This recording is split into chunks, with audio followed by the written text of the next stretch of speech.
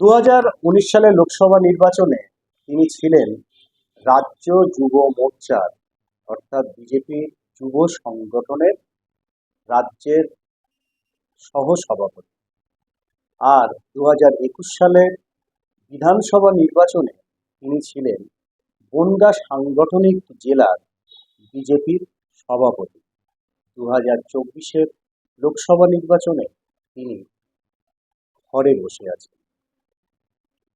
পদে থেকে ভোট পরিচালনা করা আর ঘরে বসে থেকে অর্থাৎ দূর থেকে ভোট দেখা, যারা পরিচালনা করছেন আর যারা ভোট দেবেন, সব মিলিয়ে কি বলছেন? হ্যাঁ, অবশ্যই আমরা কথা বলবো বনগাঁ সাংগঠনিক জেলার বিজেপির প্রাক্তন সভাপতি, জেলা সভাপতি মনস্পতি দেবের সঙ্গে।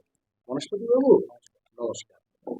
কি মনে হচ্ছে, আপনি তো নিজে একটা সময় ভোট পরিচালনা করেছেন, সেই সময়ের সাথে এই সময় সময় ক্রমপরিবর্তনশীল। সময়ের পরিবর্তনের সঙ্গে সঙ্গে দলেরও নেতৃত্বের পরিবর্তন ঘটেছে।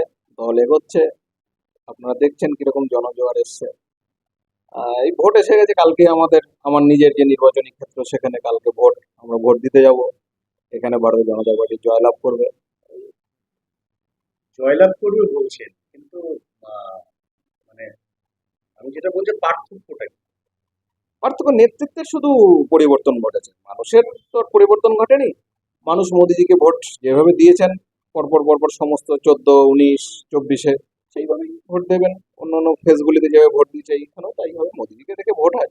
লোকসভা ভোট তো কেন্দ্রীয় নেতৃত্বে দেশের সুরক্ষা, আর্থিক নিরাপত্তার প্রশ্নে ভোট হয়, সেইভাবেই ভোট হবে। এখানকার মানুষজন বলছিল যে আমি ঠাকুরনগর ঘুরলাম সকাল থেকে, যে উন্নয়ন করার কথা, শান্তনু ঠাকুর একজন কেন্দ্রীয় জাহাজ প্রতিমন্ত্রী হয়েও নিজের লোকসভায় কেন্দ্রে সেই উন্নয়ন করতে পারে কেন? দেখুন, প্রত্যেক সাংসদ, আমাদের ভারতীয় গণতন্ত্রের যতজন সাংসদ আছেন, প্রত্যেকে তো চেষ্টা করেন নিজের এলাকার উন্নয়ন করতে। শান্তনুবাবু চেষ্টা করেছিলেন, কিন্তু যতটুকু জানি যে সাংসদ করার টাকা উনি বিভিন্ন খাতে ব্যবহার করতে চেয়েছেন, তো ডিএমদের বঞ্চনার কারণে নাকি উনি করতে পারেন। হ্যাঁ, এটা ঠিক যে আমি নিজের যে বিধানসভা ক্ষেত্র বা আমার আশেপাশে যে বিধানসভাগুলিতে আমার ব্যক্তিগত কারণে যাওয়া বা প্রফেশনাল কারণে ঘোরা হয়, বা আমি ডাক্তার, আমার পেশেন্ট দেখতে যেতে হয়, সেখানে অন্তত আমার উন্নয়ন চোখে পড়েনি সেভাবে যে শান্তনুবাবু কোনো উন্নয়ন ওনার সাংসদ তহবিল থেকে হয়েছে, বা প্রকল্পের যে বোর্ড লাগানো থাকে সবই তো দেখি জেলা পরিষদ, পঞ্চায়েত এরা করছে। এবার ডিএমরা বাধা দিয়েছে, সেই জন্যই শান্তনুবাবু উন্নয়ন করতে পারেন। আচ্ছা, বিজেপির এত অভাব যে দেবদাস মন্ডল কোনো একটা সময় সিপিএম করতে, পরবর্তীতে তৃণমূল, তারপরে বিজেপি এবং বিজেপির সভাপতিও হলেন। না, দেখুন, অভাব নয়। বিষয়টা হচ্ছে দস্যু রত্নাকরকে বাল্মীকি বানানোর দায়িত্বটা আমাদের পার্টি পালন করেন। বিভিন্ন সময় আপনারা দেখবেন, মানে আপনাদের সংবাদ মাধ্যমেই তো সবসময় বলেন ইডি রাখলো, বিজেপিতে চলে এলো, সারদা নারদায় রইলো, তারা বিজেপিতে চলে এলো। বিষয়টা সেটা নয়। বিষয়টা হচ্ছে আমরা ভালো মানুষ গড়ার কারিগর। আমরা ভালো মানুষ গড়ার চেষ্টা করি। যারা খারাপ ভুল পথে ছিলেন, মূল স্রোতের বাইরে ছিলেন, তাদেরকে আমরা ভালো করার চেষ্টা করি। দেবদাস দাও এক সময় সত্যি সত্যি এই বনগাঁর নাম করা সমাজ বিরোধী ছিলেন, অন্ধকার জগতের মানুষ ছিলেন। সমাজের সঙ্গে ওনার যোগাযোগ খুব কম ছিল। ওই নদী, খাল, বিলে নৌকো ছইয়ে উনি লুকিয়ে থাকতে হতো, পুলিশ তাড়া করতো, বর্ডারে স্মাগলিং করতেন। যাই হোক, কিন্তু উনি নিজে থেকে ভালো হতে চেয়েছেন, শুধরাতে চেয়েছেন। ভারতীয় জনতা পার্টির কাছে সুযোগ চেয়েছেন যে আমাকে শুধরানোর সুযোগ দেওয়া হোক, আমার অতীতের ক্রিমিনালাইজেশন থেকে আমি সরে যেতে চাই, একটা সামাজিক জীব হতে চাই, তো সুযোগ দিয়েছে। আপনি সমাজ মাধ্যমে লাইভে এসে ওনার বিরুদ্ধে বেশ কিছু অভিযোগ। না, লাইভে এসে অভিযোগ নয়, এই তো বললাম তো, উনি সত্যিই সমাজ বিরোধী। এবার দল মনে করেছে ওনাকে শুধরানোর সুযোগ দেওয়া উচিত, বা ওনাকে ভালো করার চেষ্টা করবে, দল করছে। আপনি আপনি সমাজ মাধ্যমে বলেছেন আদালত থেকে নথি উনি আমি বলিনি, এটা বাস্তব। এই তো রিওপেন হলো মামলা, চলছে তো মামলা আবার। কোন মামলায়, মানে ঘটনাটা খুব একটু সম্ভবত সূর্য মার্ডার কেসটা। আদালতে কোনো নথি উধাও হয়ে গেছিল। ইয়ে, মানে ও চুরি করে কেউ সরিয়ে গেছিল, আদালতে নথি খুঁজে পাওয়া যাচ্ছিল না। পরে সে নতুন করে ফ্রেম করে সেই নথি সব খুঁজে এনে রিওপেন হয়েছে তো মামলা, চলছে তো। এই এই কোন এই মাস এই বনগাঁ জেএম কোর্টে, বনগাঁ কোর্টেই তো আছে। তাহলে এরকম একটা ব্যক্তিকে এখনো বিজেপি বনগাঁ জেলা সভাপতি না, পদে ওইটা তো রেখেছে। ওনার অতীত। উনি সভাপতি হওয়ার পর থেকে তো কারো চোখে সেভাবে ওনার কোনো দুষ্কর্ম চোখে পড়েনি। ওটা না অতীত। এবার অতীতটা হচ্ছে অতীত, এবার বর্তমানটায় তো সেইভাবে দেখা যাচ্ছে না যে উনি ক্রিমিনালের কাজ করছেন, কিন্তু কানাঘুষো শোনা যায় যে এখনো উনি বর্ডারে চোরাচালান করেন। সেটা আমি বলতে পারবো না, মানুষ বলে। মানুষ বলে তো, এটা দল জানে না। ওই যে বললাম, শোধরানোর সুযোগ দেওয়া হচ্ছে। আশা করি নিশ্চয়ই আগামী দিনে দেবদাদা সমাজের একজন মানিগণী মানুষ হবেন।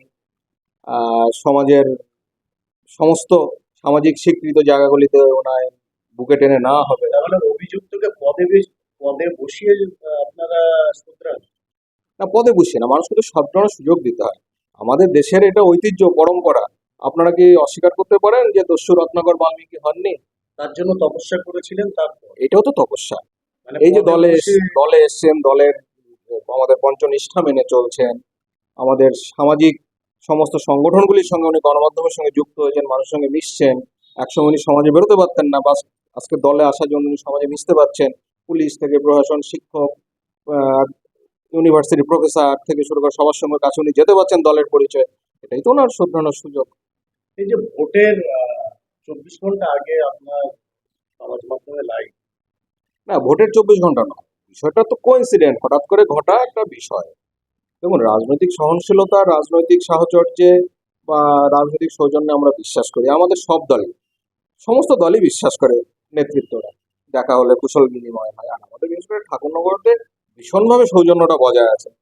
আপনি হয়তো জানবেন, আমাদের ঠাকুরনগরে আজ পর্যন্ত রাজনৈতিক হানাহানি হয়নি, বা কেউ বলেনি এই তুই সিপিএম করিস, তুই তৃণমূল করিস, একসঙ্গে চা খাবো না বা তোর বাড়ি নিমন্ত্রণে যাবো না, এটা হয় না।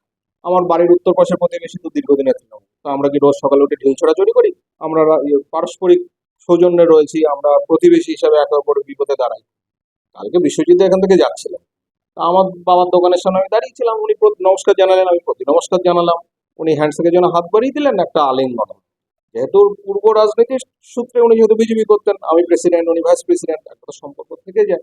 বাট উনি দল ছেড়ে গেছেন, সেই জন্য দল ত্যাগ করেছেন। এই জন্য তো আমি ওনার দেখলে আদলাইট ছুড়ে মারবো না, সৌজন্য তো থাকবে। তো সৌজন্য, এবার যেহেতু দেবদাস দা সামাজিক সাহচর্য বেশি পাননি, অসামাজিক জীব ছিলেন, সেই কারণে এই সামাজিক সম্পর্কগুলি ঠিক উনি বুঝতে পারেন না আর কি। এটাই হয়েছে, অন্য কিছু নয়। উনি ওই জন্য ভেবেছেন বোধহয় আমার সঙ্গে বিশ্বজিৎদার কি সম্পর্ক। অসামাজিক ব্যক্তি।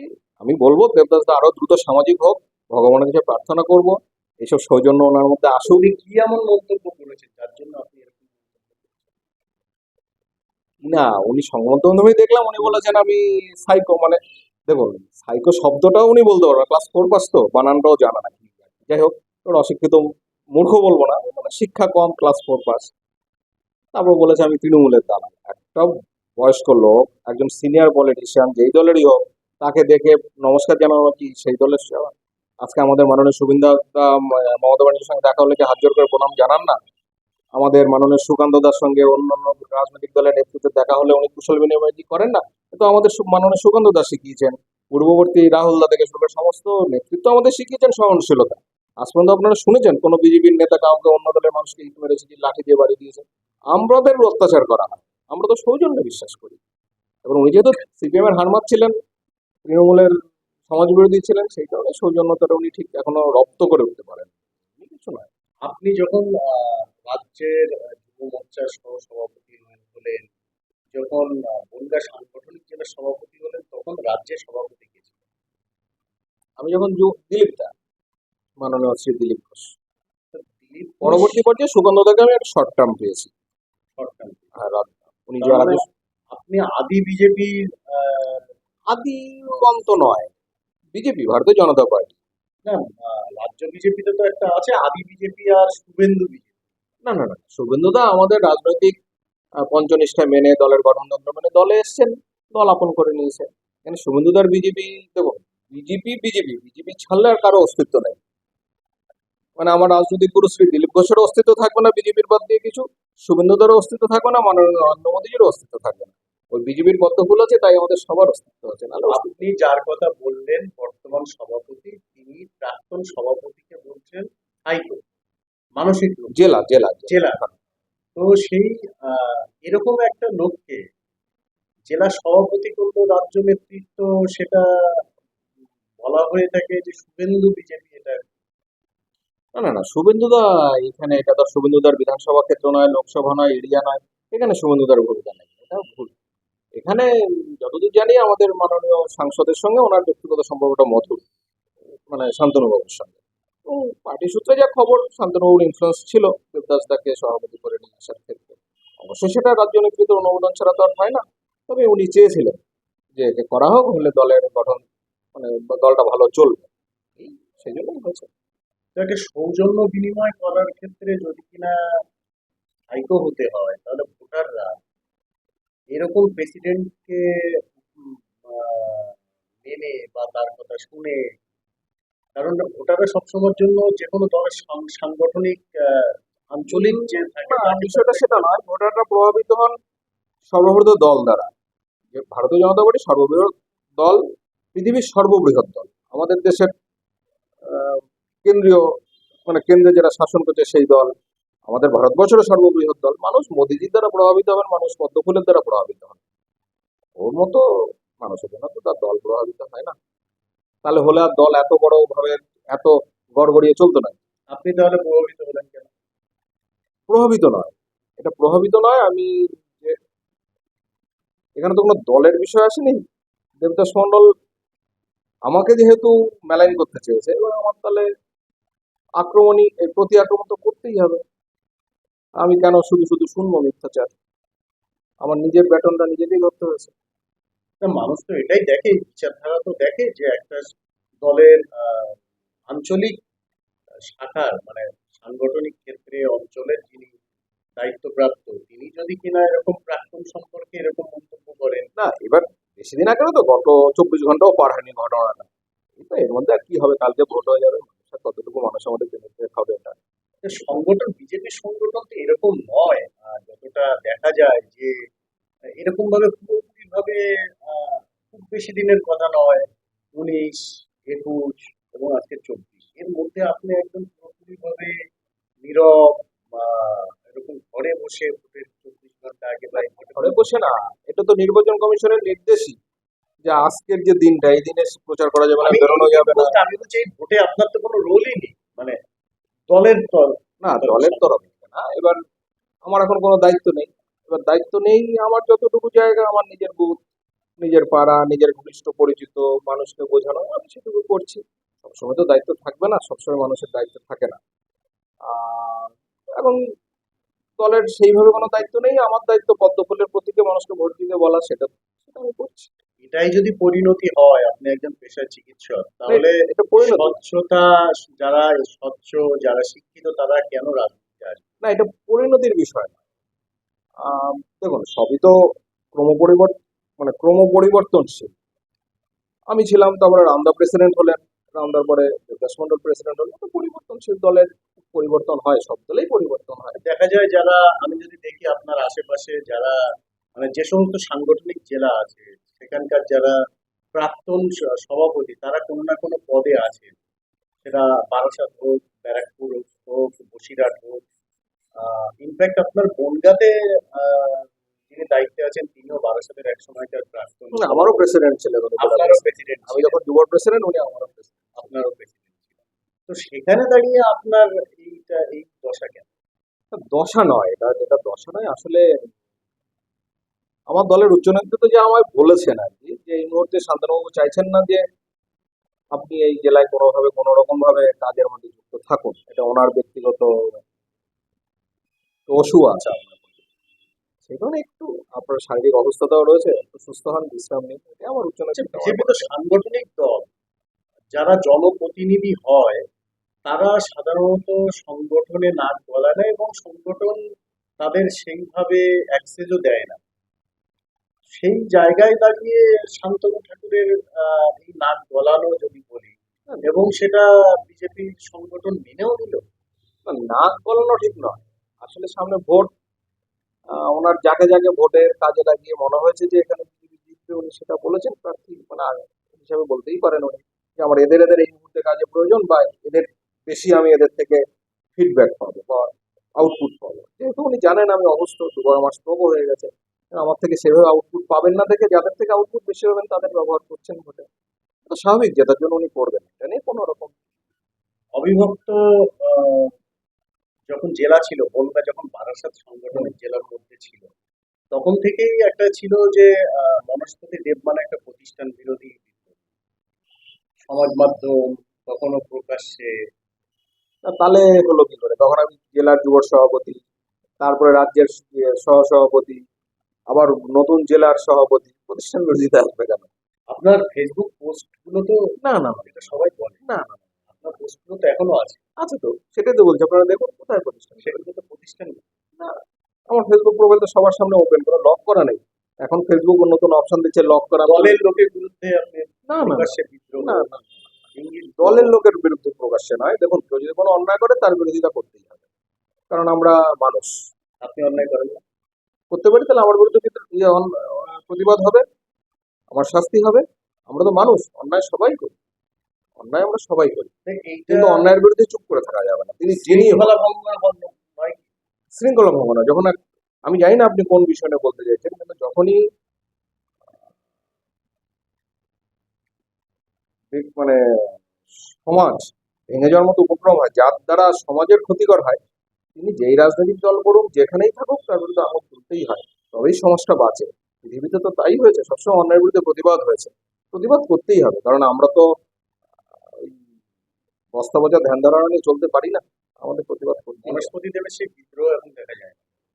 আমি সেই কোনো প্রতিবাদ দেখা বিদ্রোহ যায় তো করিনি, প্রতিবাদ নয়, আমি আগে এই তো দেবদাস মন্ডল বললো, আমি প্রতিবাদ না করলাম। দীর্ঘদিন পর। এতদিন তো আমায় কেউ কিছু বাজে কথা বলে। না, আপনাকে খোঁচা দিলে আপনি ছাড়েন। দেখুন, এটা তো নিয়ম। মানে ব্যক্তি বড় না সংগঠন? এখানে ব্যক্তি বা সংগঠনের বিষয় নয়। এখানে হচ্ছে প্রথমে হচ্ছে বেঁচে থাকার বিষয়। আমার বেঁচে থাকার পথে যদি কেউ বাধা হয়ে দাঁড়ায়, আমি তো মরিয়া হবই। বেঁচে থাকা। প্রথম বেঁচে থাকা মানে সামাজিকভাবে বেঁচে থাকা। একটা মানুষ যদি সামাজিকভাবে বেঁচে থাকতে না পারে, তার বেঁচে থাকার অর্থ কি?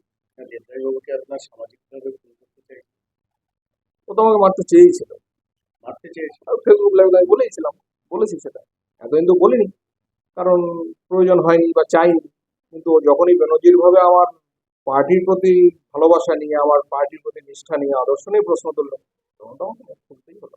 তো অনেকেই বলে থাকে যে দেবদাস মন্ডল বলুন আর আপনার বনগাঁর যিনি তৃণমূলের প্রার্থী হয়েছে বিশ্বজিৎ দাস, এরা তৃণমূলের বিরুদ্ধে এদের কোনো রাগ ছিল না, রাগ ছিল শঙ্কর আড্ড যিনি বনগাঁর প্রাক্তন চেয়ারম্যান, তার বিরুদ্ধে। সে কারণে বিজেপিতে আসে। বলতে পারবো না, আমি জানি না। এটা তো ওই দলের, আমি তো অন্য দল করিনি, আমি আজন্ম বিজেপিতেই আছি, বিজেপিতেই থাকবো।